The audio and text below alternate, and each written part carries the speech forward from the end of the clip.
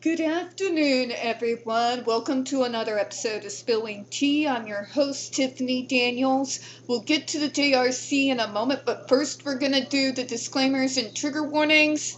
And then I got a little bit of a burdening rant to do today. All right, folks. To the disclaimers first. Sorry, my heart's dropped into my stomach, what I just saw. So we'll deal with that in a moment, folks. But for those who are unfamiliar with the Stop the Shocks campaign or the campaign against the troubled teen industry, you're going to see pertinent links right there in the description box. As always, we have Autistic Hoya's massive archive, where Lydia Brown has made a very accessible list of all the receipts when it comes to the JRC.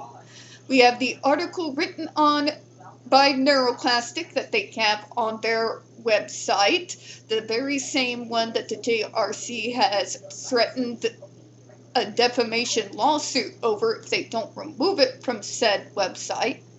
On it, they did interview over 800 ABA professionals in regards to the JRC's so-called behavior modification program. They did not remove it. Please read the article and share it. We got a GoFundMe link in there for Neuroclastic as well, in case the JRC ever sees through with their threat, because unlike them, we don't have weird, shady access to unlimited sums of money. Trigger warnings, folks, when we discuss places like the Judge Rotenberg Educational Center or Agape Boarding School for Boys. You're going to hear vivid descriptions of and catch clips of surveillance footage of people's mental health issues and disabled people being tortured and abused. If you got young children present, please utilize the headphones. Also, this channel is marked not for kids for a reason. We do use profanity and speak on dark subjects. If your child's 16 and younger and they are watching this, very obviously, parental supervision is advised.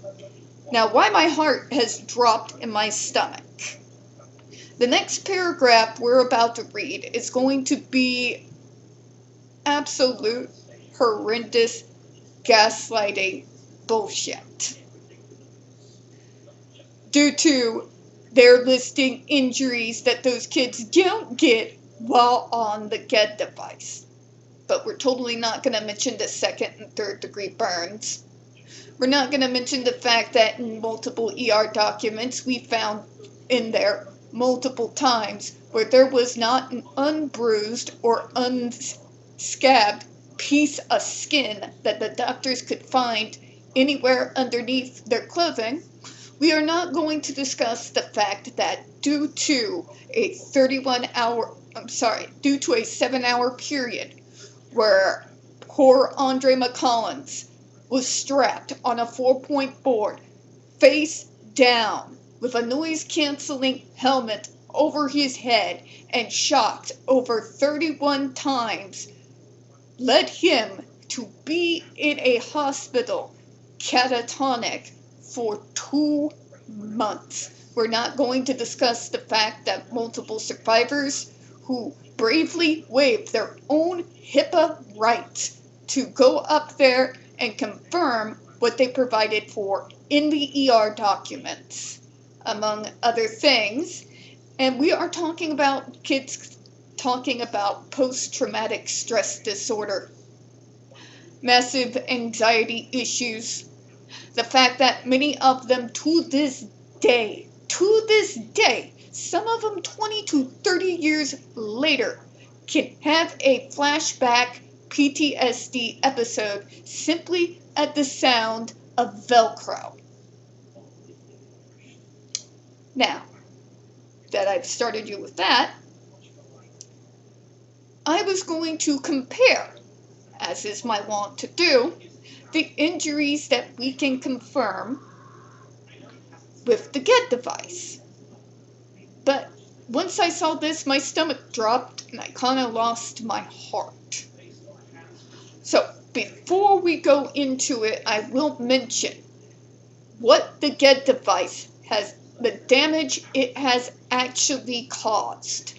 The very well documented injuries and loss of feeling can all be found within Autistic Hoya's massive archive. Just go to the description box and click on it. You will find it very well detailed in multiple suits with parents suing the JRC for these exact reasons. But what made my heart stop is, let me scroll up for you here. This is called National Institutes of Health, NIH.gov. And it says, response patterns for individuals receiving contingent skin shock. Now, let me going to read to you something, and then I'm going to go off. I'm apologizing in advance. A graduated electronic decelerator is an aversive therapy device that has been shown to reduce the frequency of severe problem behaviors.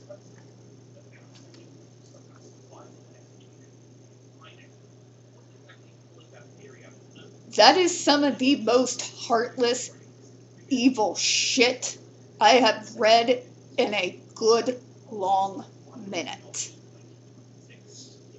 And it solidifies something for me that I have always felt was the case when it comes to the medical model and why it is inherently flawed. I've mentioned it quite a few times on this channel. You see, these people don't really actually care about any of us. My evidence is literally what we just read. Over and over and over again. It doesn't matter how underhanded, how psychologically or physically abusive it is. It doesn't matter about the fact that it is and has contributed to mental health issues for those of us who have been under the thumb of the medical model for decades.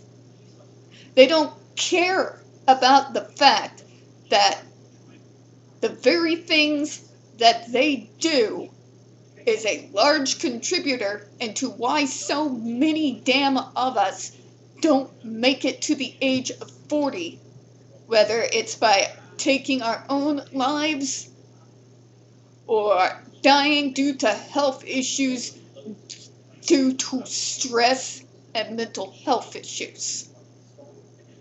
Want to know why that is? Because the medical model when it comes to us is based on this very, very cruel fact. They don't care about what they do. Basically, they don't care about the damage they inflict upon us in the name of so-called treatment, as long as they get what they want. They don't care that this is going to contribute to major mental health issues down the road. They don't care that you have JRC students with ER documentation describing in detail second and third degree burns and areas of the skin that have lost feeling. They don't care that there are ER documents where doctors have described where they could not find an unscabbed or bruised place on their bodies that were hidden under the JRC dress code.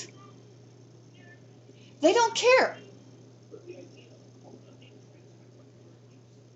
As long as they get what they want. You want to know why most of us figure out how to mask young, and why even when we're older, we've outgrown these ideas about ourselves, why we will still protectively and almost unconsciously pull those masks up and put them on tight every single time we go out into public? It's because they condition us to. Hear me when I say that. They condition us to. Read the materials. Read the ABA manual. Read about all the multiple things that are neurodivergent about us that do not cause us or anyone around us any form of harm, that they try to force out of us. What I mean by conditioning, this is their word. I took it from them. This is not my word. It is the old brainwashing idea is if I make you repeat something over and over and over again, a practiced reaction to something. No, you can't react like that. It looks weird and you're embarrassing me. You have to do it like this. Repeat, repeat, repeat. They're trying to conditionalize us so that the behavior they want replaces the behavior they don't want. But there's a missing component here. Us. See, even if that behavior is not doing harm to anyone, it's still the same thing. And they do it straight down the line. The clothes we wear, how we wear our hair, how we walk, our body language, how we put our hands, our legs. Don't sit that way, it's weird. Don't stand like that, it's weird. Why are you moving your hands or shaking your legs like that? Stop it. Do this instead. None of the things that I have just mentioned causes harm to anyone. There is in actuality no reason whatsoever other than the fact that it makes neurotypicals uncomfortable to try to condition that out of someone. And when you do that over and over and over again, for all the behaviors that you don't like, little by little, who we are gets slowly erased to the point that later on, all that we are left with is the mask. When that's all you're left with, and you are drained and exhausted. I mean, folks, you don't know the soul level of exhaustion maintaining one of those 24/7 is. It's very difficult to describe and to put into words for you. Many of us older, especially my generation neurodivergents, have to literally relearn who we are as adults. And because how it's done, the process, we call it unmasking, is extremely painful and very, very traumatic. And yeah, to this day, I'm still looking at years of therapy in my future. For that very reason. This is literally like the only thing I can think of where the treatment to my diagnosis is not catered to me. It's catered to every single other person else around me.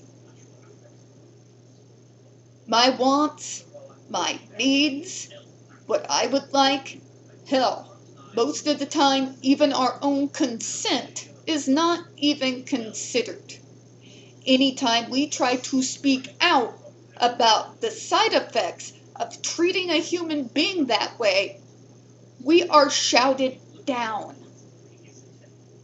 Every time. Every time. And not just by the outside world, but also by the so-called both hard right and woke media.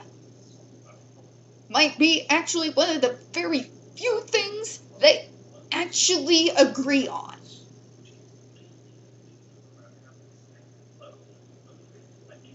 Okay? They don't care about the methods that they use. They don't care that they are abusive.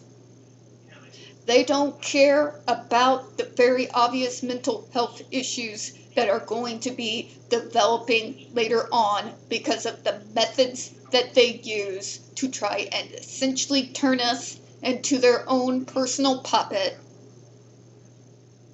They don't care the cost that we have to pay. Whether it's physical, psychological, as long as the neurotypicals get what they want, not what I want. You see, what we want never even gets to become a part of the conversation. Our consent is never asked for, is never valued.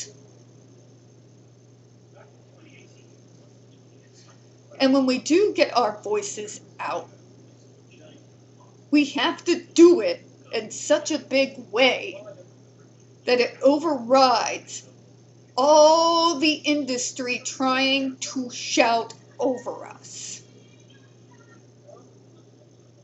The successes that we have is a product of millions of us over decades. Figuring out what we needed to do and then coming out as a collective voice that was large enough that they could no longer dismiss us. Okay? And I'm sorry. And no, I'm a sane human being. I do not think all the neurotypicals in the world are the ones to blame for this. But I do think that it is 2025. There are other different treatment programs and models out there, thousands of them, that have good data to show their success rates, that do not remove my voice as the person actually receiving the treatment from the equation. We started launching person-centered planning as an overall treatment program starting around, I shit you not, 2006. 2006, folks. We spent 2 years building on it and gathering the data from the states that had already had it in play. And then in 2008, when I got my state job, we were rolling it out to the entirety of the state. And yet, we have places like NIH who don't even care about the fact that that device has been used to torture numerous innocent human beings. The only thing they care about is that it seems to decrease the frequencies of the bad behaviors. At what cost? At what cost? And I've got to ask another question too. What kind of treatment or device? How bad, horrendous, awful, abusive, painful, and sadistic would a certain device have to be before the rest of the neurotypicals that work in the medical model to finally put their foot down and say no? How many Andre McCollins are going to be in the hospital? How many Jennifer Masumbas? How many? How many kids have to die? Like the 6 kids at JRC's hands before it becomes enough. How much suffering is required of us?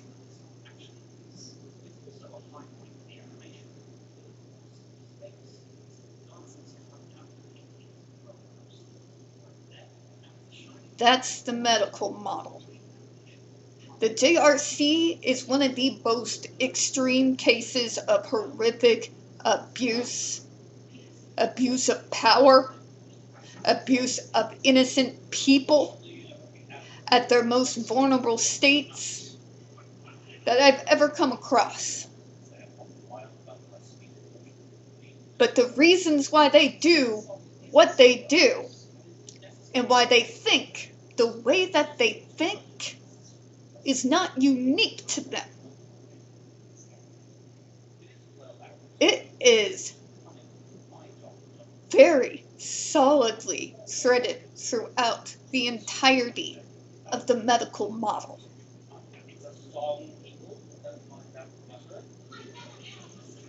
So, stopping JRC is not going to be enough. Because as long as we allow this to continue under the same guises that it has, there will always be another JRC to defeat. There will always be another situation like Andre McCollins. There is always going to be blog posts of survivors like Jennifer Masumba. Until we stop with this idea in regards to treatment for neurodivergence, and yes, even folks with mental health issues, where our treatment programs kick us out and prioritize everyone else. Let me say that again. Until our medical model stops kicking us out in regards to our own treatment programs and prioritizing everyone else around us instead, this is going to continue.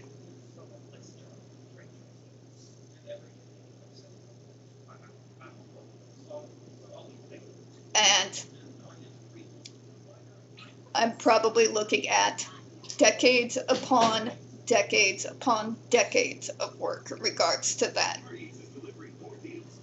Alright, now we're going to go ahead and start with the next paragraph here. By contrast, evidence of actual benefits exists in spades. Again, where is this magical evidence? Is it in the room with us? Is it somewhere with Jimmy Hoffa and an oil drum? Maybe it's with the last unicorn. Or possibly the mountain made out of all the pairs of socks whose one sock I've lost. Maybe it's under there. You all think? Maybe?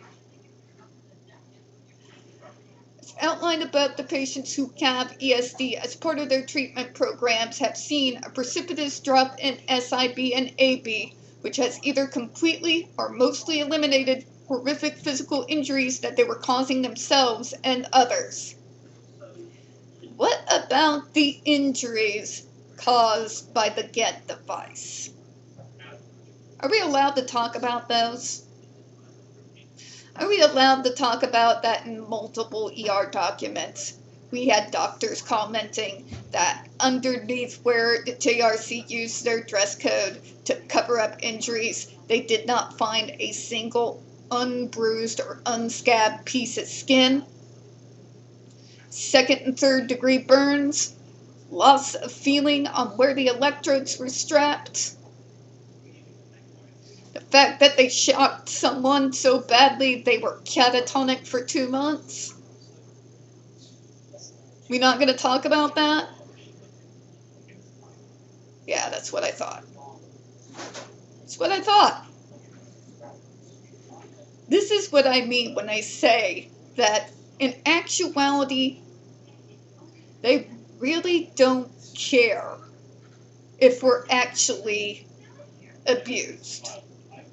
What I mean by this is, if by abuse it will force us to stop the behaviors they don't like, they are completely fine with it. Second and third degree burns. That's nothing. Not an unbruised or unscabbed piece of skin. Oh, that's fine. Shocked into catatonia for 2 months. That's fine. 6 kids are dead. That's fine too. Like, this isn't a competition. Okay? You cannot do this pie in the sky nonsense when we have literally all the receipts. But we're going to go ahead and read through this list and close out for this one. And I was going to do 2 videos today, but after this, I just don't have the stomach for it.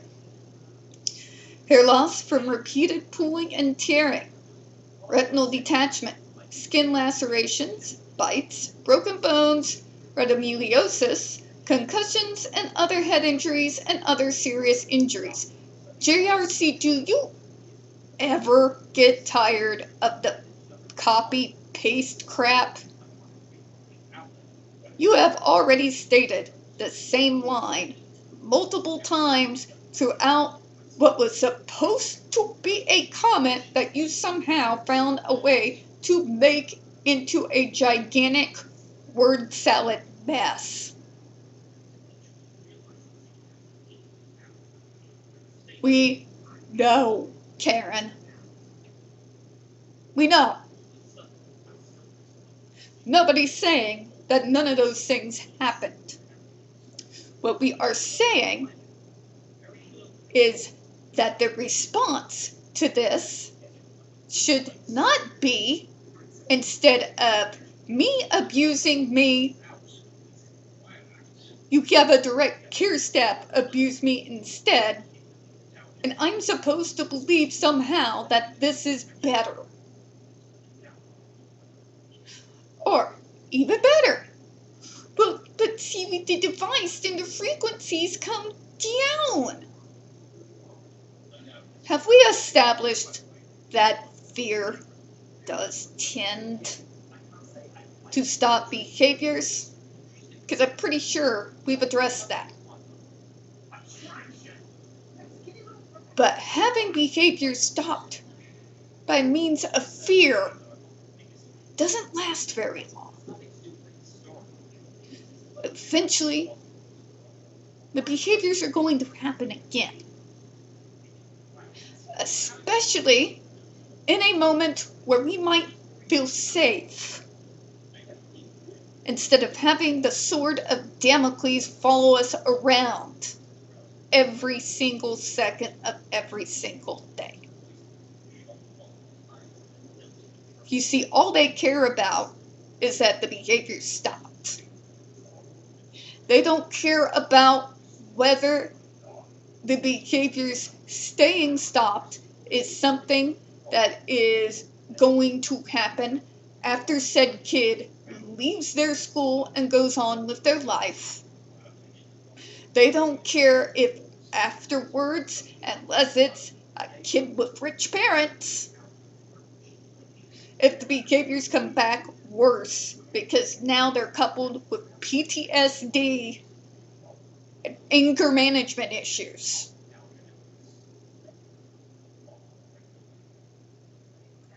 I mean, there is a reason why the JRC and their so-called, horrific attempt at a clinical study, why you didn't see any follow-up. And I'm going to say that probably, allegedly, the reason why that is more than likely the so-called frequency going down to the behaviors almost being non-existent did not follow them out of the JRC. As an educated guess, I am guessing, and I've been backed, by the way, by a few survivors who have actually admitted to this, after first getting out, they had to head straight in to get major psychological mental health help. Because the behaviors came back with a vengeance, baby.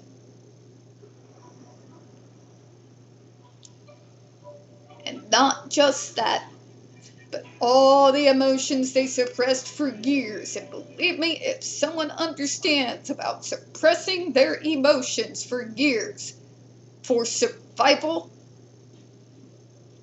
I hear you all. I've lived it. Not the same situation, but abused for years. No interventions. I feel you. And I had to do it too. Because the shutdown afterwards was bad. Bad. Jennifer Masumba had a similar experience coming out of the JRC. So have a few others. Okay? See, the JRC and the outside world, they don't care. Are the behaviors momentarily gone? That's all they care about. That's all they care about. You want to know what radicalized me? What has pretty much made me from an idealist into... it's kind of an oxymoron, but go with me on this. An optimistic nihilist. This very thing right here. Now, you might ask me, after all the things I've said today, what that even looks like. The nihilist truth I just pulled in front of your eyes, even during the ranting to the end of this video now, you're going to wonder where that comes in, right? I'm seeing the world for what it is, but I'm not just doing that. I'm pulling back the curtain for all of you who are not necessarily part of this particular world of ours. Who are not really necessarily entwined within the servant system world that so many of us live in. So that you can see it too. Not for how you want it to be, But as it is, warts, evil, abusive bastards,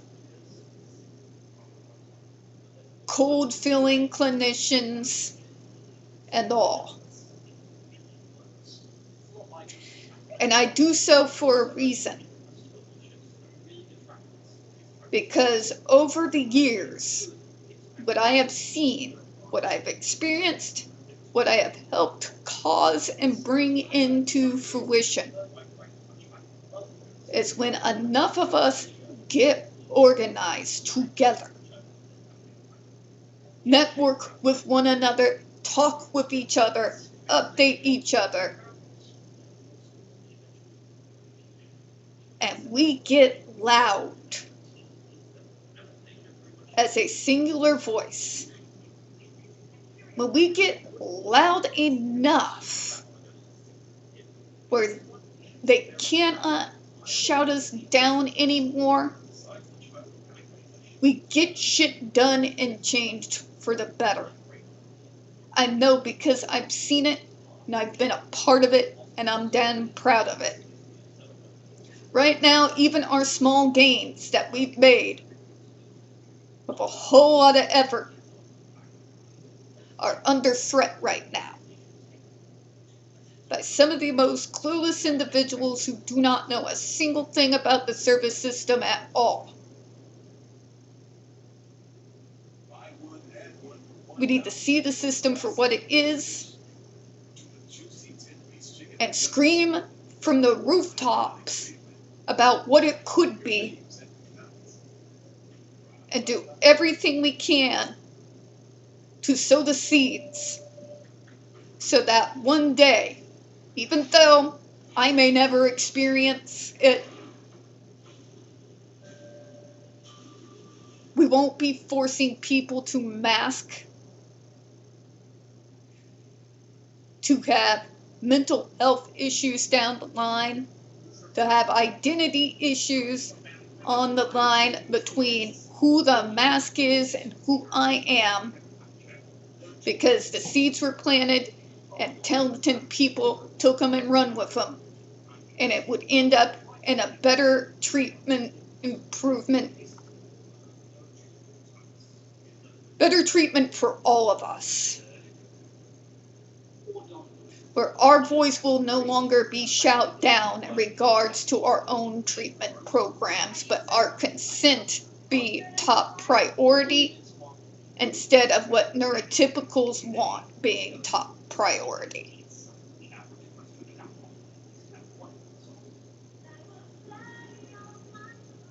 I'm going to continue to plant those seeds.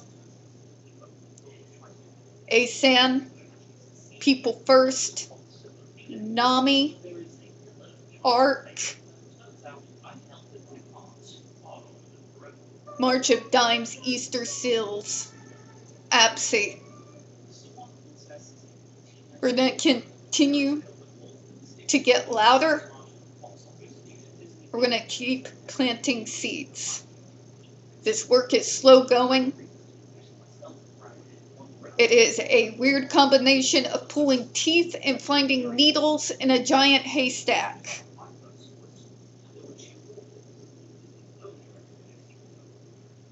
But sometimes it takes time. But it ends up getting the greatest results. We're going to go ahead and close out on that, folks. We don't get very many views on this channel. The few we do get do tend to get removed from time to time. So please don't forget to hit the like button, hit subscribe. Please don't forget to utilize the comments. I do appreciate your time. And as always, folks, we here at Spilling Tea hope you have a good one. I will see you all tomorrow after I've had a chance to calm down. You all have a great day. Bye-bye.